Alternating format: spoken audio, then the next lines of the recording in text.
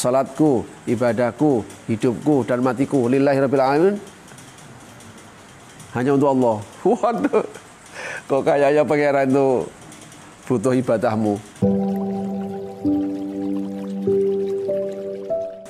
Okay.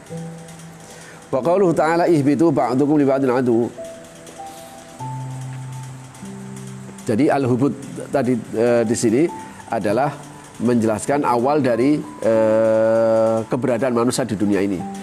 Bukan karena Adam melakukan hal yang keliru, al-khata', tapi memang seandainya Adam tidak makan buah itu sekalipun, Adam tetap akan diturunkan di bumi. Kenapa? Karena memang sejak awal Adam dipersiapkan menjadi khalifah.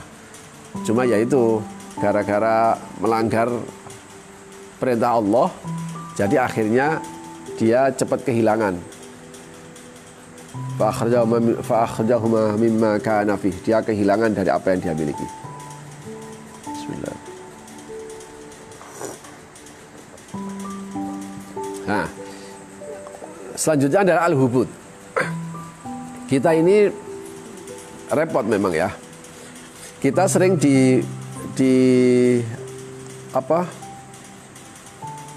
disandra oleh cara berpikir dan pikiran kita. Turun. Ketika kamu mendengar kata turun, itu kan selalu kepikir turun itu adalah dari atas ke bawah. Oh, orang itu turun dari ke bawah. Memang itu nggak salah. Qad yakunu mim makanin ala ila makanin asfal. Memang terkadang dari tempat yang tinggi ke tempat yang bawah. Tapi bisa jadi qad yakunu lihubutin ma'nawiyan. Kadang hubut itu adalah tidak seperti itu, turun dari atas ke bawah, tapi hanya bersifat maknawi. Misalnya, bi antakul hal insan habata fi nadri mundu fa'ala kada. Misalnya kamu bilang, saya kemarin sih mengagumi dia, tapi gara-gara dia melakukan itu, jatuh di mataku. Ya kan? Gara-gara ketahuan, kamu ketahuan jatuh di mataku. Kemarin sih saya menghormati, kemarin sih saya memuliakan, tapi gara-gara dia ngelakuin itu, dari gini terus gini, lo kan gitu, di anu kan gitu. Kalau anu begini, kalau nggak suka begini, kan gitu ya. Jadi itu jatuh namanya. Tapi jatuh orangnya tetap dia tidak jatuh dari atas ke bawah, dan ini dipahami gitu. Tapi anehnya kita bingung memahami jatuhnya Adam. Karena apa? Karena pikiran kita itu mengatakan jatuh itu dari atas ke bawah. Dipikir terus surga nanti terus jatuh liung. Nah, kalau gini lah ruwet. Padahal ada sekian banyak kata jatuh yang sesungguhnya tidak secara material tapi maknawi. Sama dengan masafat, jarak, la tu'ani qurban au bu'adan, mau dekat atau jauh. Faqad yakunu insan yajlisu ila jibarik. Terkadang manusia itu duduk bersebelahan, tapi wa anta ba'id anhum. Sudah bersebelahan tapi jauh, tidak diajak bicara. Nah, dia bicara, ini sudah di sini, gini. Jangan dia mana-mana ajak bicara, di sebelahnya enggak diajak bicara. Jadi sekarang itu HP itu top udah. Jalan bareng, berempat jalan bareng ke mall. Semua pakai HP, semua duduk. Setelah duduk ngapain? Ngerokok. Sana mojo, sana. Deket ya.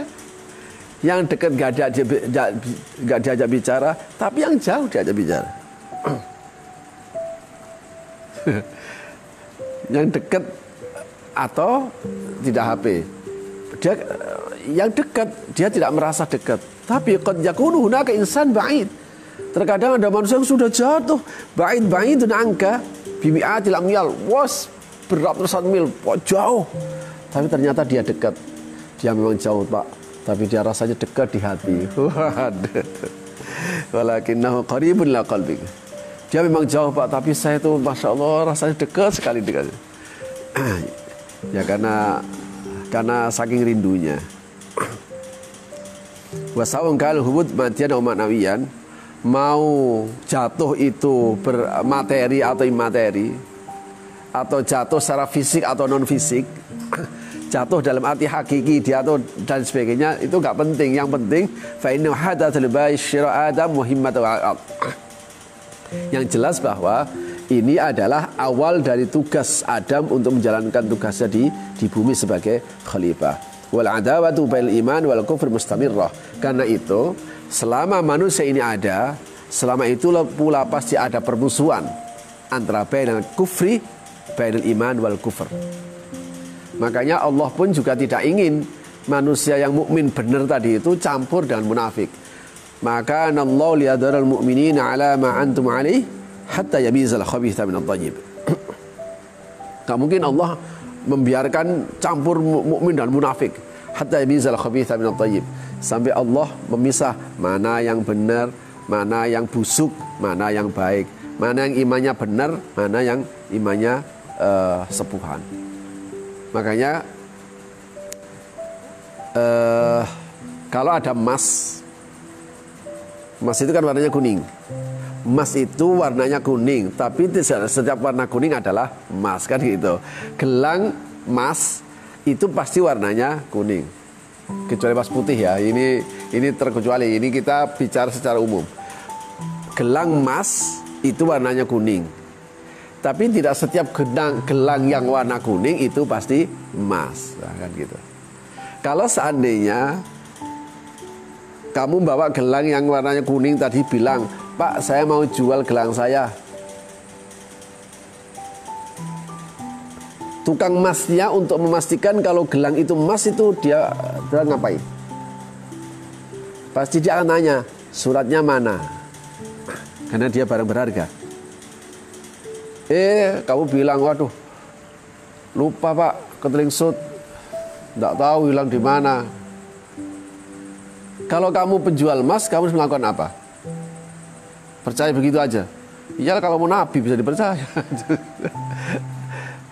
Pasti nggak mungkin dia bilang, ya udah deh saya percaya sama kamu aja. Wah, ya nggak bisa begini. Kalau begitu nggak layak jadi dagang, nggak layak jadi pedagang emas dia. Pasti dia punya cara untuk menguji gelang yang warna kuning tadi itu emas beneran atau emas sepuhan. Makanya peristiwa yang sekarang terjadi di dunia ini, Allah ingin melihat secara nyata iman. Meskipun Allah itu tahu bahwa ini imannya bohong, ini imannya benar, tapi manusia kan nggak tahu. Faham Anda ya? Allah pasti tahu, iki imannya campur munafik, ya pangeran tahu. Ini imannya benar tuh Allah tahu, tapi sesama manusia kan nggak tahu. Maka dengan peristiwa ini baru kemudian akan terlihat siapa yang benar-benar mukmin, siapa mukminnya campur munafik, siapa yang ibadahnya benar-benar untuk Allah, siapa yang ibadahnya itu sebenarnya di wa minan nasi may ya'budullah ala harf. Siapa yang ibadahnya itu benar-benar, tapi siapa ibadahnya ternyata hanya di pinggir. Apa indikatornya? Fa in asabahu khairun itma'an nabi wa in asabathu fitnah inqalaba ala wajhi. Nah, sekarang inilah untuk menguji bahwa corona ini baru untuk menguji apakah orang itu imannya benar. Makanya enggak sembarangan Al-Qur'an ketika mengatakan innamal mu'minuna alladzina amanu billahi wa rasulihi tsumma lam yartabu. Orang mukmin yang sejati adalah mereka beriman pada Allah dan Rasul kemudian tidak ragu. Kenapa tidak pakai summa? Karena memang untuk mencapai tidak ragu itu butuh proses. Nah, peristiwa sekarang ini untuk membuktikan bahwa nah ini baru orang baru tahu, loh ternyata kamu selama ini bohong-bohongan beriman pada Allah itu. Inna salati wa nusuki wa mahyaya wa mamati lillahi rabbil alamin. Qul inna salati, sesungguhnya salatku, wa nusuki ibadahku, wa mahyaya dan hidupku, wa mamati dan matiku lillah rabbil alamin. Terjemahnya apa? Sesungguhnya ibadahku, sesungguhnya salatku, ibadahku, hidupku dan matiku lillahi rabbil alamin, hanya untuk Allah. Waduh, kok kayaknya pangeran itu butuh ibadahmu. Lillahi rabbil alamin, karena Allah Ta'ala. Kalau kita mengatakan karena Allah Ta'ala, maka kita nggak perlu harus takut dalam hidup ini. Karena hidup dan mati ya karena Allah Ta'ala tadi. Nah, tapi setan, nah, makanya pertempuran antara iman dan kufur itu akan terus berlangsung. Makanya hidup ini milih, terserah. Dan adanya saya itu buka di YouTube itu, nggak tahu Facebook atau apa ya. Jadi gara-gara corona ini, jadi ada tayangan itu para PSK untuk mempertahankan hidupnya di tengah pandemi. Jadi ini judulnya, bagaimana cara PSK untuk mempertahankan hidupnya di tengah pandemi. Lalu masih udah gak ada tamu, kan gitu, nggak ada tamu. Ya Allah, makanya bersyukurlah meskipun pandemi ini kamu masih bisa ibadah. Jadi jangan kemudian begini cara berpikir, wah ini gimana ini, gara-gara corona ini masjid kosong. Loh, jangan begitu. Gara-gara corona bukan hanya masjid kosong, gereja juga kosong, tempat perjudian juga kosong. Bordir terbesar di Amerika itu amblek gara-gara corona. Las Vegas itu pusat judi amblek ya gara-gara corona.